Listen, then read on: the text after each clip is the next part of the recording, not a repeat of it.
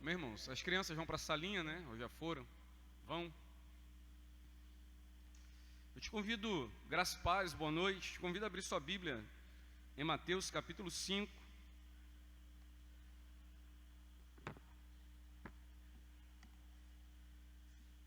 Evangelho de Mateus capítulo 5. Eu quero ler com você do verso 43 ao verso 48.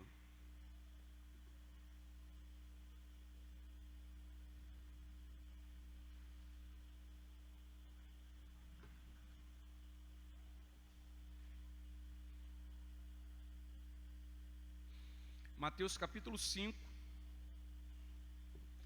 nós vamos ler do verso 43 ao verso 48, do amor ao próximo. Ouvistes que foi dito: amarás o teu próximo e odiarás o teu inimigo. Eu, porém, vos digo: amai os vossos inimigos e orai pelos que vos perseguem, para que vos torneis filhos do vosso Pai celeste, porque Ele faz nascer o sol sobre maus e bons, e vir chuvas sobre justos e injustos. Porque se amardes os que vos amam, que recompensa tendes? Não fazem os publicanos também o mesmo? E se saudares somente os vossos irmãos, que fazeis demais? Não fazem os gentios também o mesmo? Portanto, sede vós perfeitos, como perfeito é o vosso Pai celeste. Vamos orar? Deus, por tua graça, teu amor, mais uma vez suplicamos que o Senhor nos fale através da tua palavra. Nós somos completamente dependentes de ti, daquilo que podemos aprender e aplicar às nossas vidas, de modo, Senhor, que os frutos dessa nova vida sejam vistos no mundo. Em nome de Jesus eu te peço que o Senhor aplume, endireite o nosso coração, nos tornando, Senhor, aptos a receber a tua boa palavra. Que nenhuma ansiedade ou solicitude, preocupação, medo, qualquer mal, Senhor, que possa de alguma forma, maneira, afligir a nossa alma, nosso coração, nos atrapalhe nessa noite de ouvir e crescer através da tua gloriosa palavra. Fala-nos, é isso que nós oramos e suplicamos em nome de Jesus, o teu Filho. Amém e amém.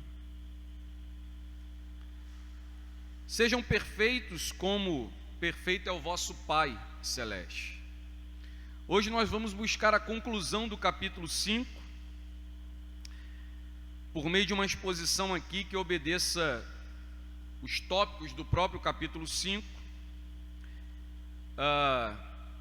mas a gente vai tentar fazer de uma forma um pouco diferente. Fomos aqui à última parte do capítulo 5, para tentarmos, entendendo essa última parte, compreender aquilo que vem a partir do versículo 21, sobre o homicídio, sobre o adultério, sobre o divórcio, sobre o juramento e sobre a vingança, aquilo que o Senhor tem a nos ensinar no final desse capítulo.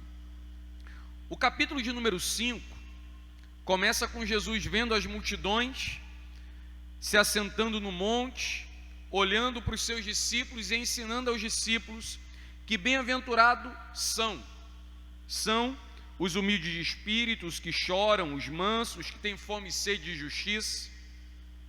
E ele termina o capítulo 5 dizendo, nos convocando a sermos perfeitos, como perfeito é o nosso Pai que está no céu. Entre o início do capítulo 5, as bem-aventuranças, e o chamado à completude, à perfeição de vida, está aquilo que deve ser superado e ultrapassado. Por exemplo, sermos sal da terra e luz do mundo. Sal em um mundo que se decompõe, luz em um mundo de trevas. Vivermos a realidade do reino lembrando que a nossa justiça precisa exceder e muito a dos fariseus. Aprendemos que a vida feliz, irmão, ela nos prepara a fim de que consigamos superar os desafios que aparecem na caminhada. E são muitos os desafios. Quando nós olhamos no que diz respeito à vida feliz, as bem-aventuranças, a beatitude, felizes são os que superam, né, os tormentos no relacionamento, na vida, né, nas amizades, nas inimizades. Porque felizes são os humildes de espírito, os mansos, os misericordiosos, os limpos de coração. Felizes são os que têm fome e sede de justiça. Felizes os que perseguidos por causa da justiça. A vida feliz é uma superação dos desafios relacionais que enfrentamos no caminho. A vitória sobre o ódio, sobre a cobiça, sobre a vingança, a vitória sobre, né, a lascívia, sobre o falso juramento. Tudo isso vem através dessa beatitude, dessa felicidade, e culmina exatamente em um testemunho de filiação, né, de ser participante da família de Deus, ou sermos feitos filhos de Deus. É assim exatamente que termina o capítulo 5. Como eu disse, a gente vai fazer algo atípico, diferente, que é exatamente começar de trás para frente. Então, tomando aqui o versículo de número 43, que nos diz: ouvistes o que foi dito, amarás o teu próximo e odiarás o teu inimigo. Jesus poderia nos perguntar: como vocês vivem? Amam os amigos e odeiam os inimigos? Isso basicamente todo mundo faz. Isso basicamente todos praticam. Sejam bons e gentis para quem reciprocamente, né, oferece bondade e gentileza, e seja hostil e raivoso para quem oferece hostilidade e raiva. Isso na prática todos os seres humanos praticam. Nós certamente vamos perceber, irmãos, e isso nos trará clareza acerca do ensino de Jesus, que sejam fariseus, publicanos, sejam budistas, hinduístas, né, espíritas, quaisquer que sejam, né, os segmentos religiosos, todos fazem a mesma coisa: amar os que amam, né, e odiar os que odeiam, ou ao menos se afastar, se intrigar, desprezar. Jesus disse que veio para cumprir a lei e não para abolir a lei, e ele nos advertiu, falando isso, que a nossa justiça deveria ser muito diferente da justiça praticada pelos fariseus. Então veja só, a prática de amar o próximo, amar a quem ama e odiar a quem nos odeia, é uma prática que está alicerçada na própria Escritura. Em Levítico 19:18, nós temos o seguinte: não odiarás o irmão no teu coração, mas certamente repreenderás o teu próximo, e por causa dele não levarás pecado sobre ti. Não odiarás o teu irmão, ou seja, ama o teu irmão, ama o teu próximo, ama aquele que está próximo de você, aquele que você tem alguma afinidade. E aí você pega o Salmo 139, 21 e 22, Davi fala: porventura não odeio eu, ó Senhor, aqueles que te odeiam? Por acaso, Senhor, eu não faço oposição àqueles que se opõem a ti?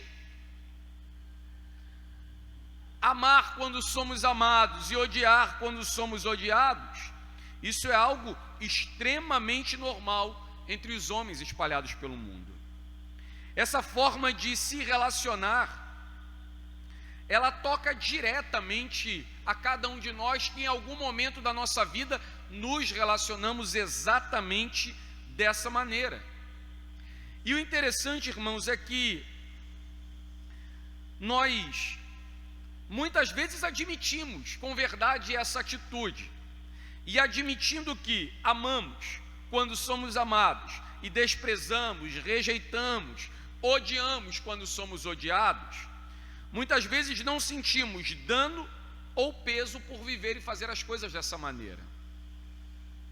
Mas o que as palavras de Jesus têm a nos ensinar? Jesus apresenta aqui um completo rompimento com tudo isso, com essa forma, bota aspas aí, humana de ser, de se relacionar. Ouvistes o que foi dito: amarás o teu próximo e odiarás o teu inimigo. Eu, porém, vos digo, eu lhes digo. O pedido de Jesus, irmãos, é para que seja superado a reação cotidiana e aceitável dos homens. As palavras de Jesus intensificam algo que fazia parte da cultura judaica. O que Jesus está falando não é novo, porque algumas pessoas interpretam o Sermão da Montanha como se Jesus estivesse ensinando algo novo, e ele não está trazendo uma nova lei, ele está apresentando exatamente o que a lei diz. E na sabedoria judaica tem um ensino que fala o seguinte: porque um bom homem não tem um olho cego, mas ele é misericordioso para com todos. Ele vê tudo, ele sabe do que lhe acontece, mas ele prefere exercer misericórdia. Jesus está intensificando isso. Ele está nos dizendo que, olha, não haverá objeção se você amar os seus amigos, irmãos, e opor-se, desprezar e odiar os que lhe perseguem, mas eu quero que você supere isso. Eu quero que você seja exatamente diferente, da forma natural do homem ser. O discípulo, ao amar o seu inimigo, orar por ele, pelos que o perseguem, ele torna-se um exemplo de seu pai. Ele afirma que ele pertence a Deus. Se você reparar o que Jesus está ensinando no Sermão da Montanha, Jesus está chamando os seus discípulos para viverem uma vida acima da média, para vivermos uma vida acima daquilo que os homens no cotidiano, naturalmente realizam e fazem. Jesus está chamando os seus discípulos para viverem acima dos padrões de uma pessoa mediana. Amar quem nos ama e odiar quem nos odeia. Os fariseus e publicanos faziam isso sem qualquer dificuldade. A resposta à relação, ao envolvimento com os outros, não é espelhar o padrão que o mundo tem. O que Jesus quer dos seus discípulos não é que eles espelhem o mundo, que eles façam exatamente aquilo que os homens fazem, que eles vivam exatamente aquilo que os homens vivem. A resposta relacional aos discípulos não é que eles imitem os padrões, o padrão médio do mundo, mas que eles reflitam o caráter do Pai, que está muito acima dos padrões do mundo. Jesus, então, ele exige perfeição. Ele fala que se saudar somente os vossos irmãos, o que vocês estão fazendo demais? Se fazem, os gentios não fazem assim o mesmo? Ele fala, portanto, verso 48, sede vós perfeitos como perfeito é o vosso Pai Celeste. Na verdade, esse é um chamado a exceder aquela típica bondade comum, a justiça praticada pelos fariseus. O que temos aqui é uma exortação da parte de Jesus que começa e termina, destacando aqui o objetivo que nós devemos perseguir, que é espelhar o Pai, imitar o Pai, ultrapassar o aparentemente piedoso, ultrapassar a conduta mediana, ultrapassar a justiça farisaica, aquilo que os homens fazem no mundo o tempo inteiro. O chamado de Jesus é um chamado a uma vida em um padrão mais alto, que diz respeito a viver em amor e uma doação contínua da própria vida. O final de Mateus 5 é idêntico ao de Lucas 6:27. Ele diz: se amardes os que vos amam, o que vocês acham que vão receber? Que recompensa vocês acham que há nisso? Interessante, né? Esse é um chamado a rompermos com a mediocridade da vida cotidiana, aquilo que os homens comumente fazem. É interessante que isso parece, ou isso, né, pode vir a soar para alguns um certo ar de pedância, de superioridade. Irmão, eu vou te falar a verdade. Se você entende dessa maneira, que isso é um chamado à superioridade, isso é verdade. Porque Cristo Jesus, ele morreu na cruz não para que nós vivêssemos a mediocridade do mundo, a cotidianidade que as pessoas vivem em uma vida terrível e amargurada de pecado. Então sim, nós somos chamados a uma vida superior, a uma vida nova. E essa vida superior não é algo que nos leva a gabar-se, mas é algo que nos leva exatamente a humilhar-se ao nosso Senhor, reconhecendo nossa dependência, nossa carência dEle, nossa submissão à sua vontade. Mas sim, há um chamado à vida superior. Irmão, boa parte da educação que eu dou às minhas filhas tem a ver com isso aqui. Sempre disse e sempre digo para elas: se você quiser ser o que todo mundo é, faça o que todo mundo faz. E quando você olha para o todo, o que o todo é? Coisa nenhuma. Nada produzem, nada fazem, nada conquistam, não estão preocupados em glorificar a Deus com suas vidas. Eu recebi uma pergunta sobre uma questão de sabedoria, e uma senhora me perguntou por que os filósofos, por exemplo, eram homens tão inteligentes. Como é que esses homens pensavam em tantas coisas? Você pega os grandes reformadores que escreveram coisas maravilhosas. Como é que esses homens encontravam tempo para isso? Aí ela disse: porque nós não temos tempo.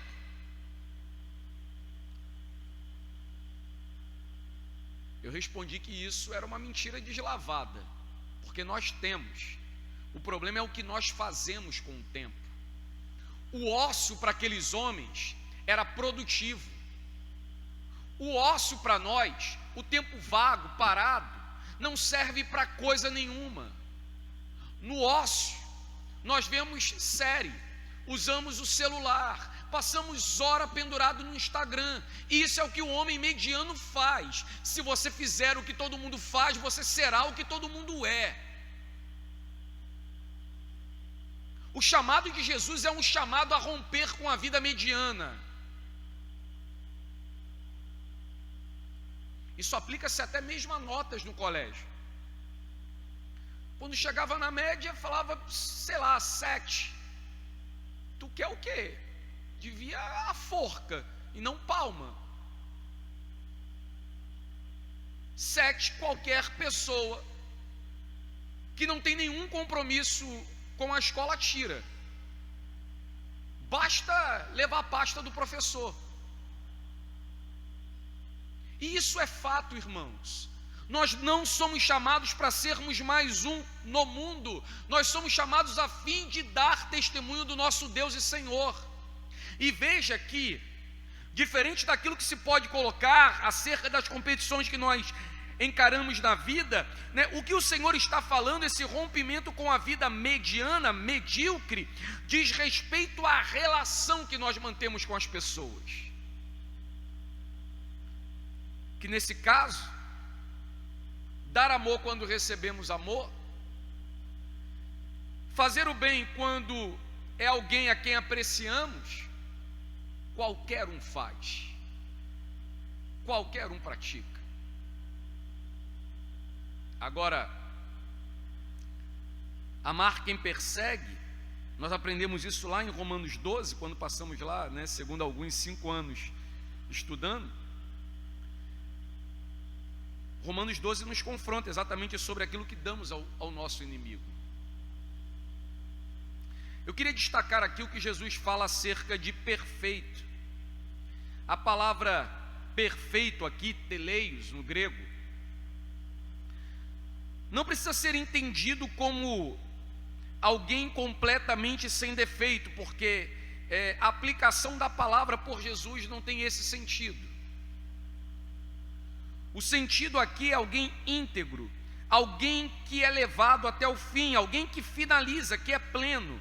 Teleios carrega a ideia de completude. Então Jesus está falando assim, seja aquilo que o Pai lhe salvou, lhe comprou, lhe fez para ser filho. É nós sermos exatamente aquilo que o Pai nos fez. Deixa eu ilustrar isso aqui de uma forma que você vai entender o que o perfeito significa. Imagine que você está passando na rua e você vê um irmão que você conhece ajudando uma pessoa que parece estar caída no chão. Você para e se desloca até o local para ajudar, para dar alguma colaboração ali com o socorro. E aí, quando você se aproxima da situação, você vê que aquela pessoa caída é uma das pessoas que mais fizeram mal àquele irmão que está prestando socorro. Mas sem qualquer rancor, dano, amargura, o irmão está ali socorrendo com todo o amor que deve existir no coração de um verdadeiro salvo de Jesus, por Jesus. Certamente saindo dali, vendo aquilo, um sentimento de admiração com relação ao irmão vai tocar o nosso coração. Certamente vamos considerar e reconhecer que o irmão agiu perfeitamente em conformidade com a palavra de Cristo. Ele foi exatamente aquilo que Deus exige que ele seja. A ideia de perfeição no texto é exatamente essa. Seja aquilo que o Pai lhe chamou para ser. Faça aquilo que o Pai lhe chamou a fazer. Então sede vós perfeitos. Resplandeça no mundo, a luz do Pai, a perfeição do Pai, que sendo rejeitado, mal falado, que tendo seu nome profanado, ele mesmo assim estende a mão a pecadores e os salva, e os ama, e os transforma.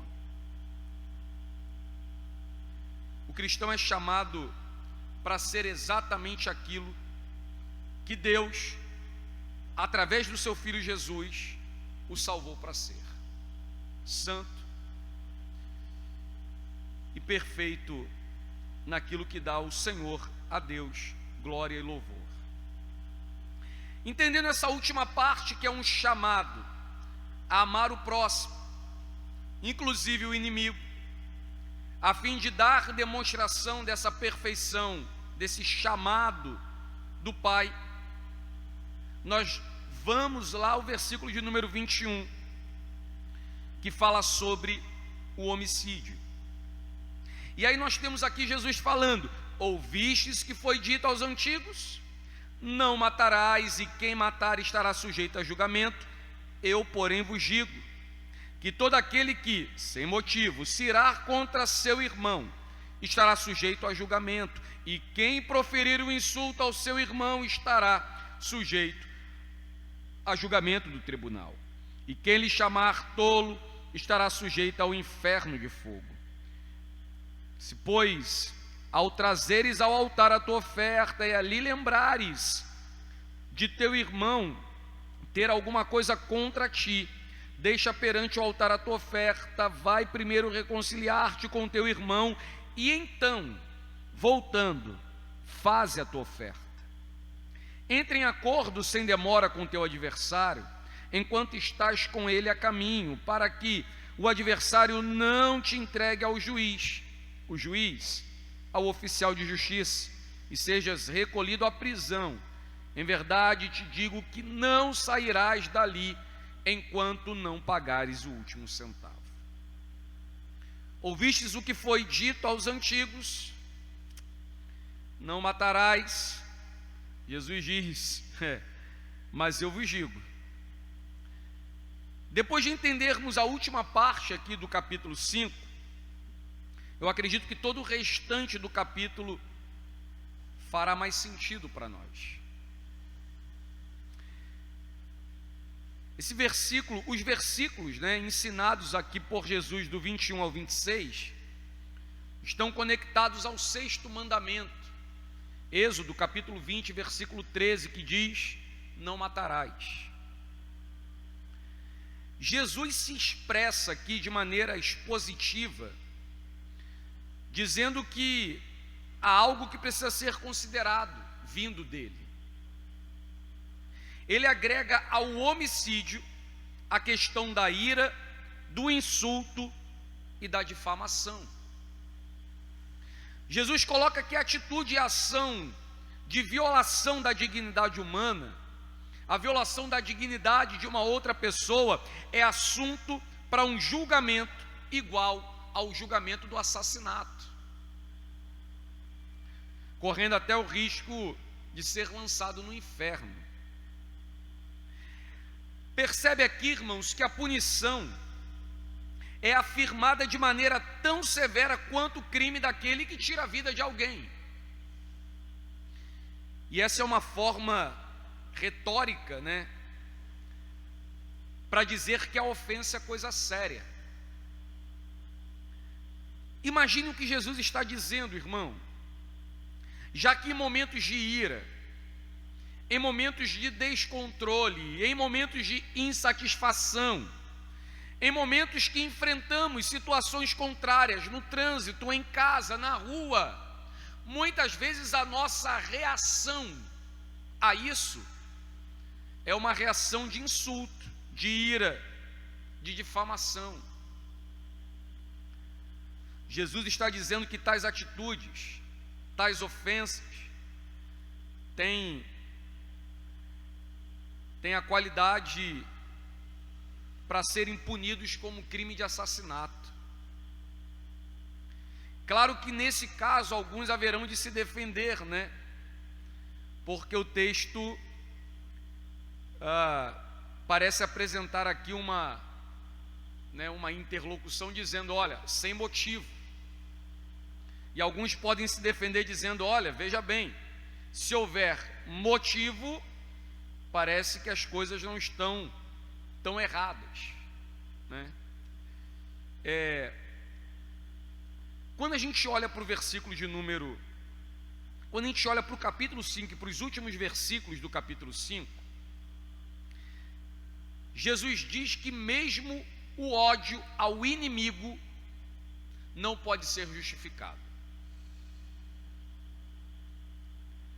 É interessante a gente notar isso, que essa ideia de amar a quem nos ama e odiar a quem nos odeia é algo que todo mundo gosta de justificar-se e de escapar-se por meio disso, Diversas histórias, literaturas enfatizam e muitas vezes até dão certa ênfase à ideia de justiça quando o bem é feito a quem faz o bem e o mal entregue a quem faz o mal. Sócrates, na República de Platão, está numa discussão com Trasímaco acerca da justiça.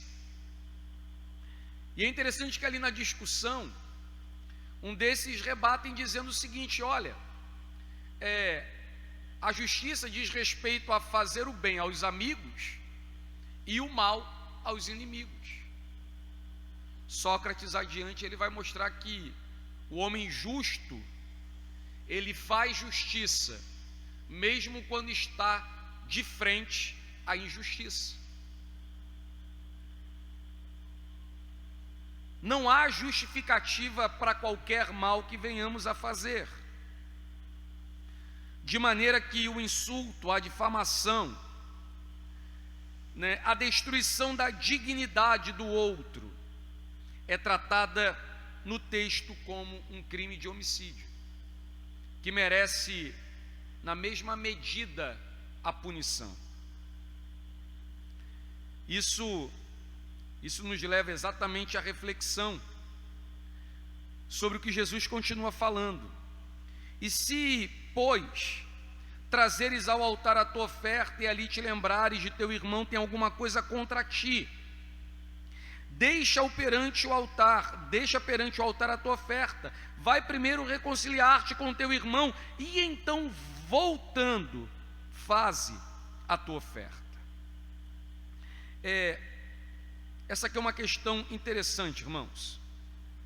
Se há algo entre você e o seu irmão, é o que esses versículos 23 e 24 tratam, temos aqui da parte de Jesus um convite à solução de todo tipo de desentendimento, todo tipo de ressentimento entre os santos precisa ser tratado e curado.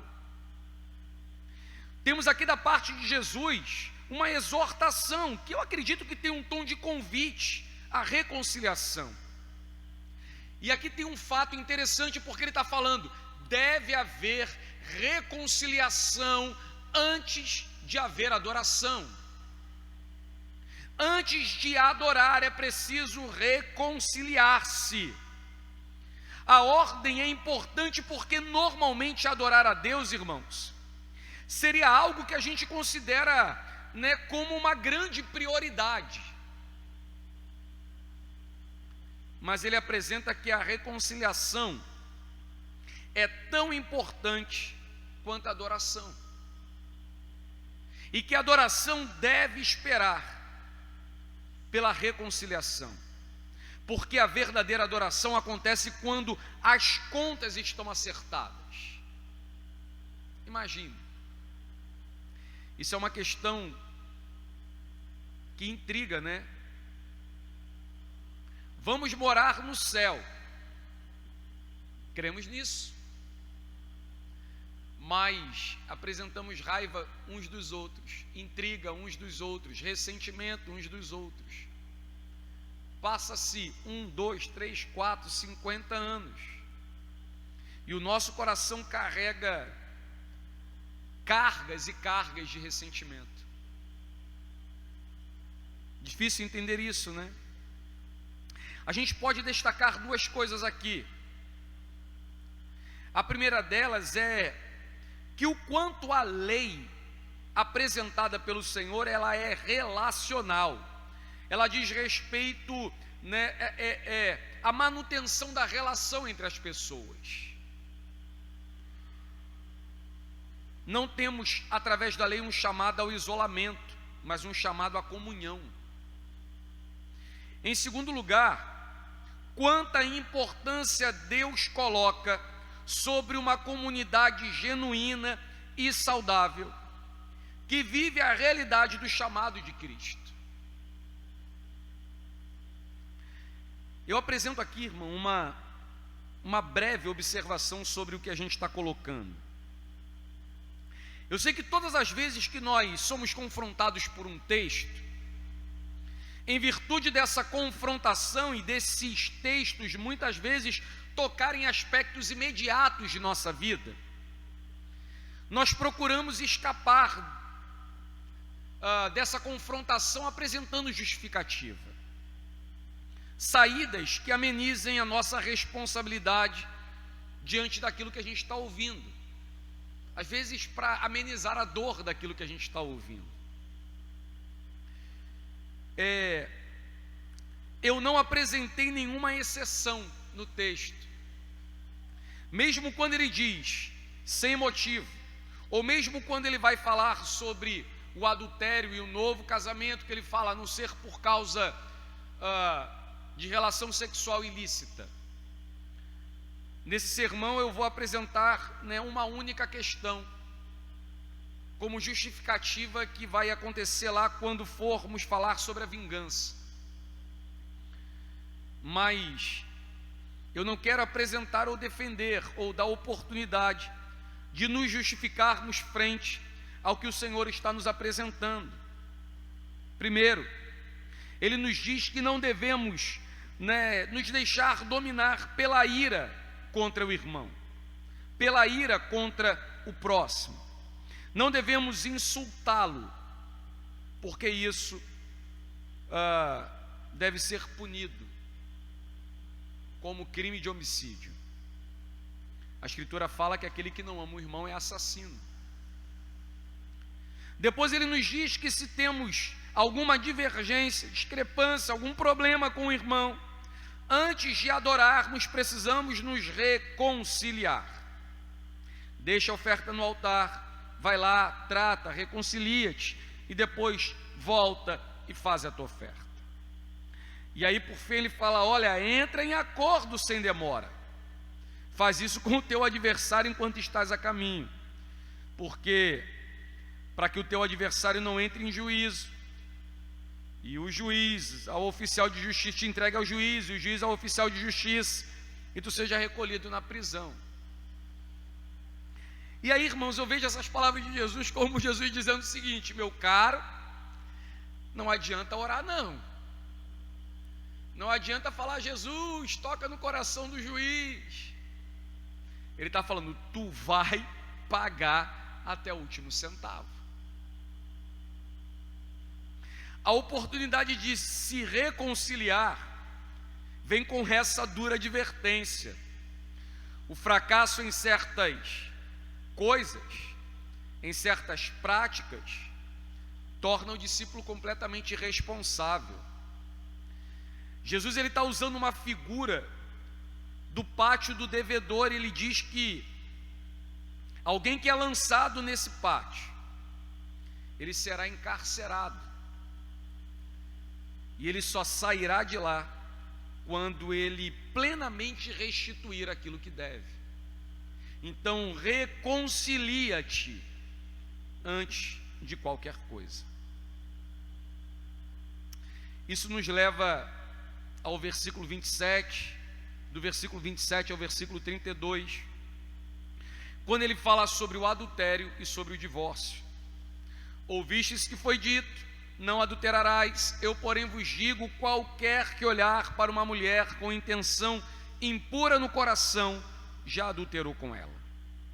Se o teu olho direito te faz tropeçar, arranca-o, lança-o de ti, pois te convém que se perca um dos teus membros, e não seja todo o teu corpo lançado no Gêena, no inferno.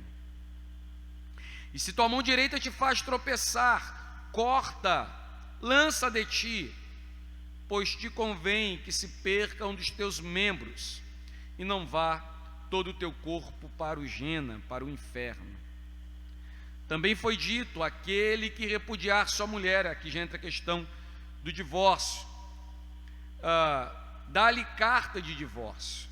Eu, porém, vos digo, qualquer que repudiar a sua mulher, exceto em caso de relações sexuais ilícitas, a expõe a tornar-se adúltera, e aquele que casar-se com a repudiada, comete adultério. Então, primeiro, sobre o adultério, Depois de falar sobre o 6º mandamento, o Senhor apresenta o 7º mandamento: não adulterarás. A infidelidade conjugal, irmãos, era algo seriamente punido. Poderia resultar a morte. Lembra que uma mulher pecadora, pega em adultério, é apresentada a Jesus, e os homens esperam poder apedrejá-la. Jesus a perdoa. Mas a repreensão de Jesus apresentada aqui eleva o padrão do adultério. Isso porque não é apenas o adultério, a consumação do ato relevante, mas a lascívia também. E aí a lascívia é uma alusão ao último dos 10 mandamentos: não cobiçarás. A conexão que Jesus faz entre o 7º e o 10º mandamento não é acidental. Isso porque, irmãos, o Senhor, Ele nos ensina que o desejar ardentemente alguém tira da pessoa da qual se deseja toda a humanidade, e você torna essa pessoa, um objeto que deve ser usado simplesmente para lhe trazer satisfação. Isso é lascívia.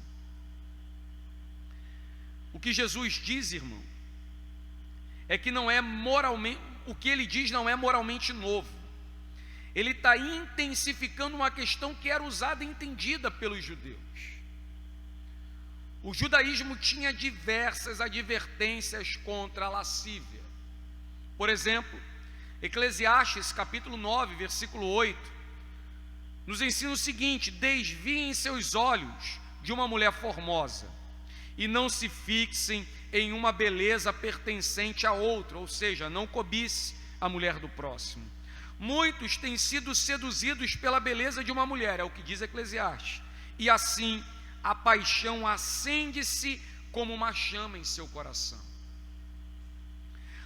A exortação do Antigo Testamento está claramente preocupada com o dano realizado àquele que deseja. A instrução de Jesus, irmão, ele considera como a outra pessoa é atingida por intermédio da lascívia que consome o coração do pecador. Para Jesus, a lascívia não é um assunto particular. Ele é tão público como é o adultério. Porque a lascívia é o ponto de partida para o adultério.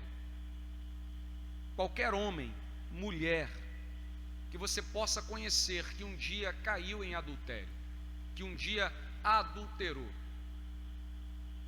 esse alguém, em primeiro lugar, ele permitiu que no seu coração existisse lascívia, desejo ardente por um outro que não lhe pertencia, cobiça pelo que não é seu, incontentamento com aquilo que tem. Duas questões são postas aqui. A primeira delas, irmãos, é que Jesus não culpa a beleza alheia pela lascívia. E a segunda é que Jesus, ele não manda que aquele ou aquela que expõe a beleza se esconda. O comportamento responsável envolve não se render aos olhos, às mãos, não deixar-se ser dominado pela mente. E esse, por exemplo, é o exato convite de Romanos 12, a fim de sermos transformados pela renovação da mente, a fim de provar a vontade de Deus. O remédio contra a lascívia é separar-se da causa do desejo, é não usar os sentidos para satisfazer tais desejos. A imagem final disso aqui, irmãos, invoca-se um certo tom assustador que causa medo, pois Jesus diz que é melhor arrancar os olhos ou a mão do que todo o corpo ser lançado no Gêena, no inferno.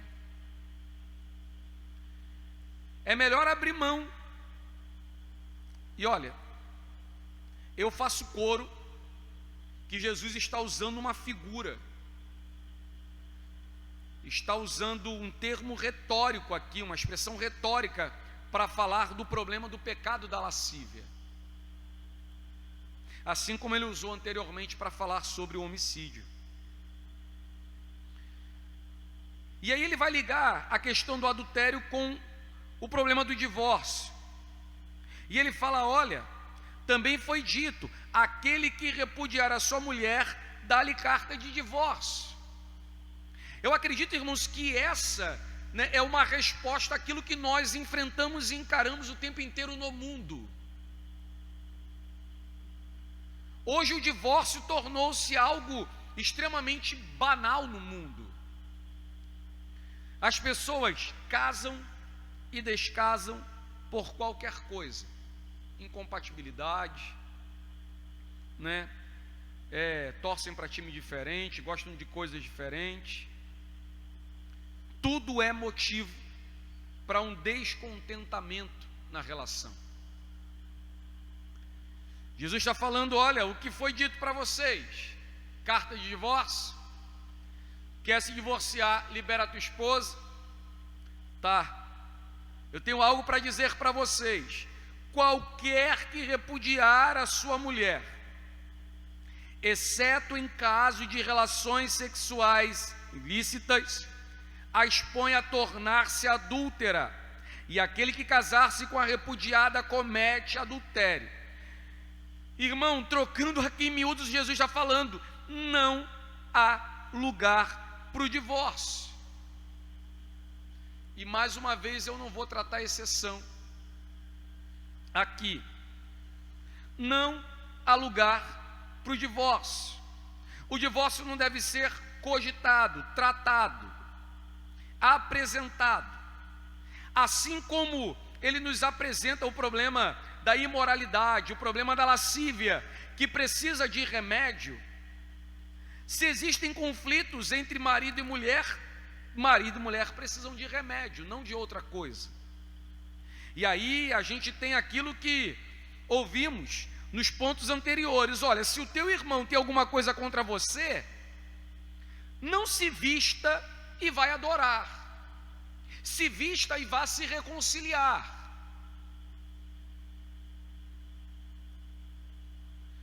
Porque, do contrário, irmão, a adoração é interrompida.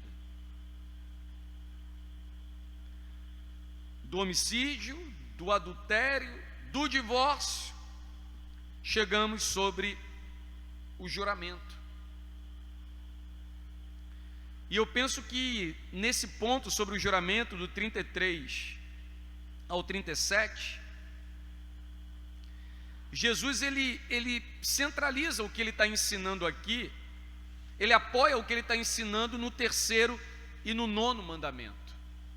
No 3º mandamento ele diz: não tomarás o nome do Senhor teu Deus em vão. E no 9º mandamento ele diz: não darás falso testemunho. Olha o que diz o versículo 33: também ouvistes que foi dito aos antigos: não jurarás falso, mas cumprirás rigorosamente para com o Senhor os teus juramentos, ou votos, dependendo aí da tradução. Eu, porém, vos digo: de modo algum jurareis, nem pelo céu, por ser o trono de Deus, nem pela terra, por ser o estrado de seus pés, nem por Jerusalém, por ser a cidade do grande rei, nem jurareis pela tua cabeça, porque não podes tornar um cabelo branco ou preto. Seja, porém, a tua palavra sim, sim, não, não, o que passar disso vem do maligno. A questão aqui apresentada, irmãos, sobre o julgamento, ela vem lá de Levítico 19:12, quando o Senhor diz: não jurareis falso pelo meu nome. Jesus então ele replica isso dizendo: mas olha, eu lhes digo, de modo algum jurareis. Não é somente não jurar falso pelo meu nome, mas é não jurar em hipótese alguma. O problema aqui não é apenas o falso juramento, aquilo que é apresentado lá no 3º mandamento. Jesus não quer que o nome dele seja usado indevidamente. Ou, em Levítico 19:12, ele ensina para que não usemos o nome dele de maneira indevida, profanando o nome. Mas aos discípulos, olha, volta-se a questão da vida mediana, da vida na linha do comum. Os homens comuns fazem juramento e quando precisam afirmar algo, dizem: eu juro por Deus, pela minha mãe mortinha debaixo do trem, pelos meus filhos.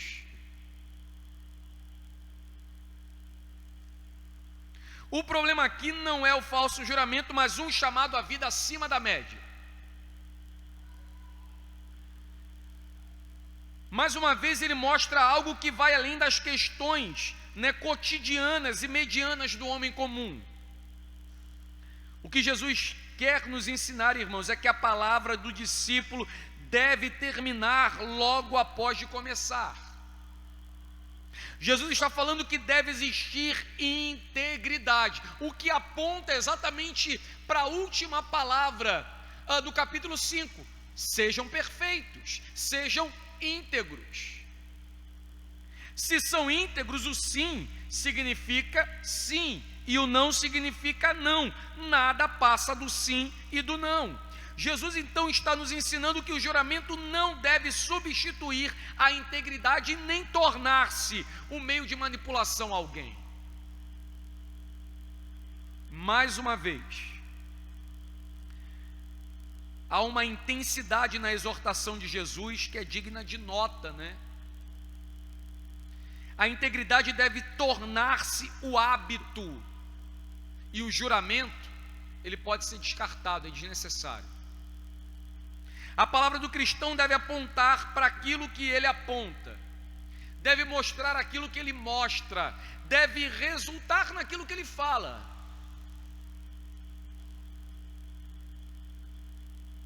Jesus diz: eu, porém, vos digo, de modo algum jurareis. Não jurarão pelo céu, porque esse é o trono de Deus, e nem pela terra, por ser o estrado dos seus pés. Também não jurem por Jerusalém, uma prática comum entre os judeus, porque é a cidade do grande rei.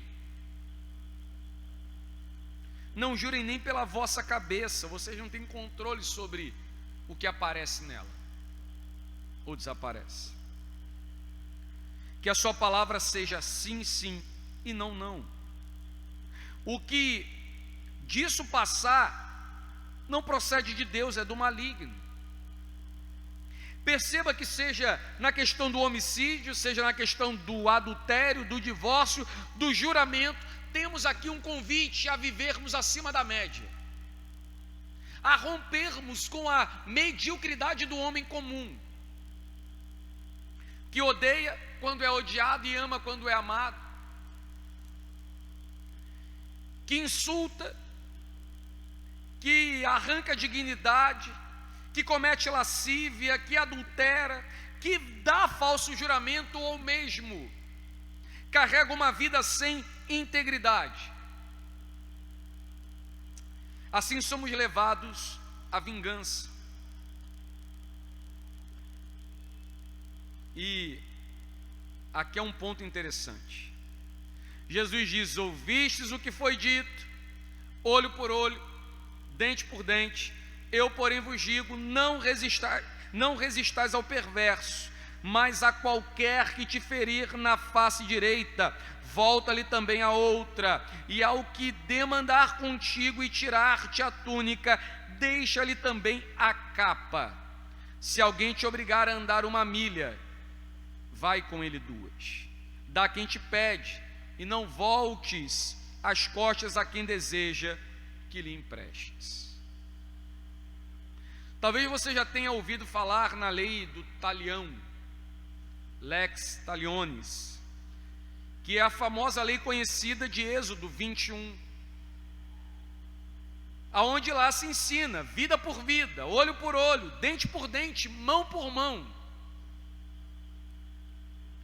Esse quinto exemplo que nós temos de Jesus envolve a questão da retaliação legal e na mesma medida.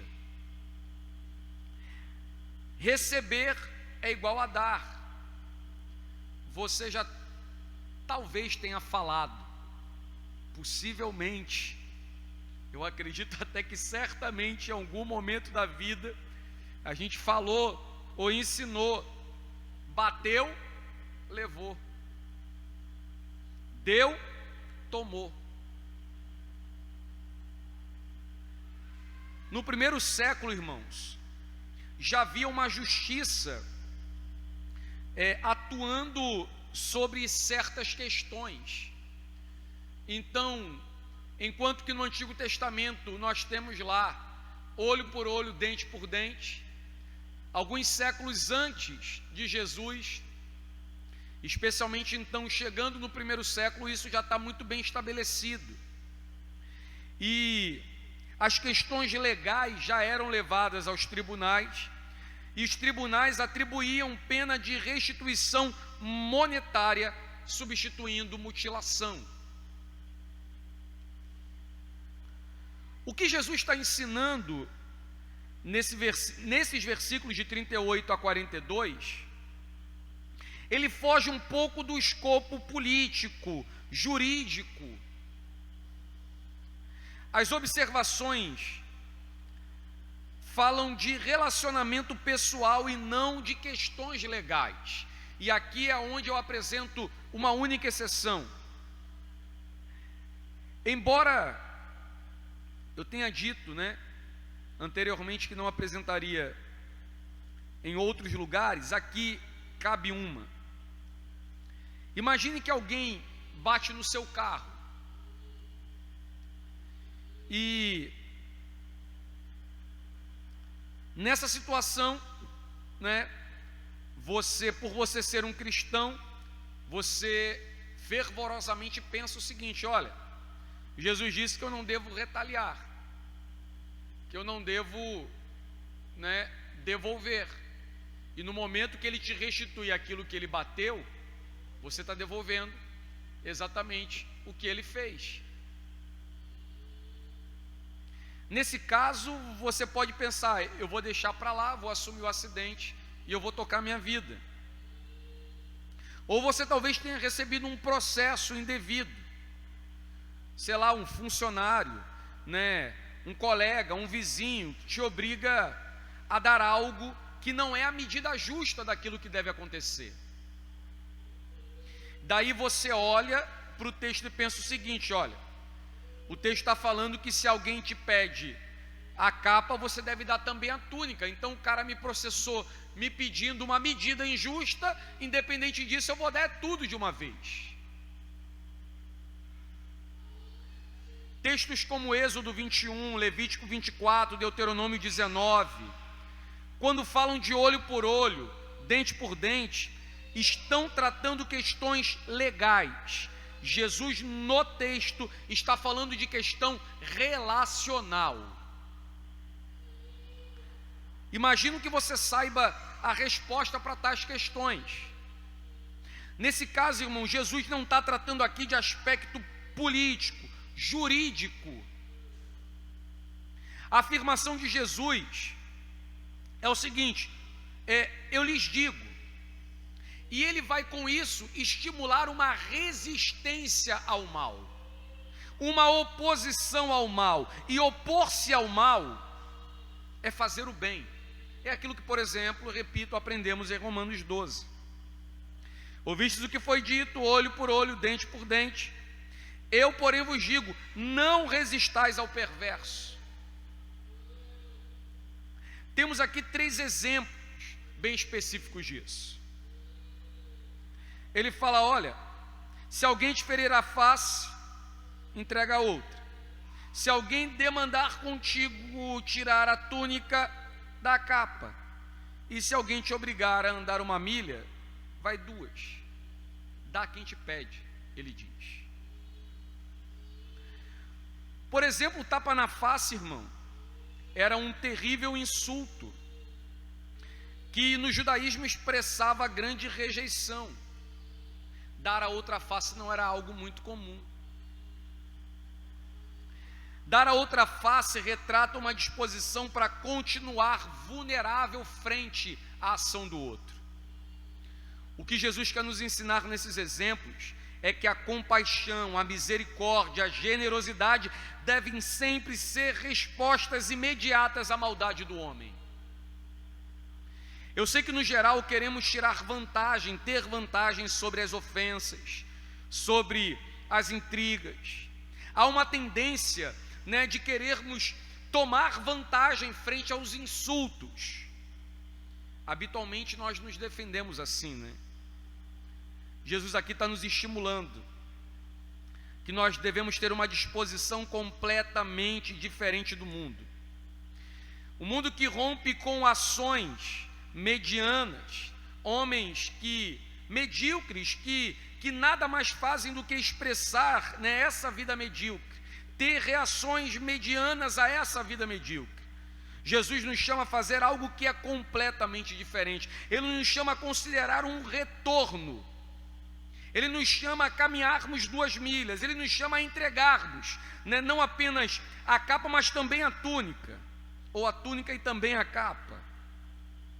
Afinal, nós temos isso lá no versículo 10 do mesmo capítulo 5, porque ele fala que felizes são os que são perseguidos por causa da justiça.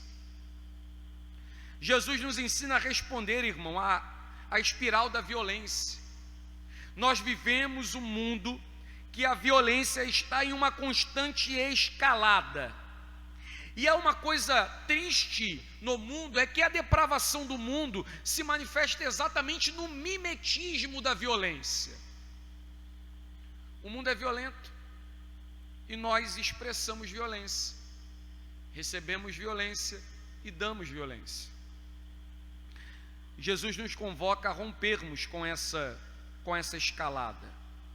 A resposta para a maldade do mundo é a vida perfeita que reflete a vida do Pai. Eu termino esse sermão dizendo o seguinte, irmãos: se notarmos bem, nós fomos completamente chamados por Deus. Quando eu digo completamente chamados, ele chamou o homem todo e não apenas parte desse homem, a fim de rompermos com a mediocridade, com a condição mediana dos homens que não glorificam a Deus. O Pai não nos chamou apenas para que fôssemos seus discípulos, mas para que, como discípulos, pudéssemos resplandecer a sua luz no mundo. Os homens enxergassem essa luz e pudessem ver as boas obras que dão testemunho de arrependimento. E essas boas obras que dão testemunho de arrependimento possam dar ao Pai, ao nosso Deus, o louvor devido. Termino dizendo que, para sermos fiéis às palavras de Jesus, irmãos, Ele nos convoca para que nos tornemos filhos de Deus, filhos do Pai Celeste, quando nós fazemos aquilo para o qual fomos salvos, comprados para fazer. E se somos feitos filhos do Pai Celeste, nós também devemos apresentar a perfeição a qual o Pai nos salvou para viver. Que Cristo Jesus resplandeça tal conhecimento em nossas vidas, que Cristo Jesus dirija as nossas vidas nessa direção, a fim de que possamos viver a realidade do Evangelho, desfrutarmos das bem-aventuranças e, no final de tudo, apresentarmos a perfeita obra de Deus em nossas vidas, em mansidão, misericórdia, compaixão, adoração sincera e verdadeira a Deus. É isso. Vamos orar? Deus, a Te louvamos, a Te engrandecemos por essa longa empreitada nesse texto, Pai. Tem nos dado a oportunidade, Senhor, de ouvir acerca da nossa caminhada, das nossas relações que nem sempre Te glorificam. Porque infelizmente, Senhor, muitas vezes somos levados pela ira, pelo rancor, pela lascívia, pelo falso juramento. Deixamos o nosso coração ser dominado pela vingança. E frente a todos esses pecados, apresentamos justificativas, desculpas, para continuarmos vivendo da mesma forma. Mas ouvimos de Ti nessa noite um chamado à vida plena, a vida íntegra, a vida perfeita. E isso, Senhor, não é possível sem a ajuda, sem a ação do Teu Espírito Santo sobre nós, que converte o nosso coração, que muda o nosso entendimento, que transforma-nos na caminhada. Estamos aqui diante de Ti, Senhor, pedindo, realiza a Tua maravilhosa obra em nossas vidas, opera, Senhor, maravilhosamente no nosso coração. Ser glorificado, Senhor, sobre tudo isso. Tudo isso nós oramos, Deus Santo, em nome de Jesus, o Teu único Filho. Amém e amém. Cantemos a Ele. Ouve a nossa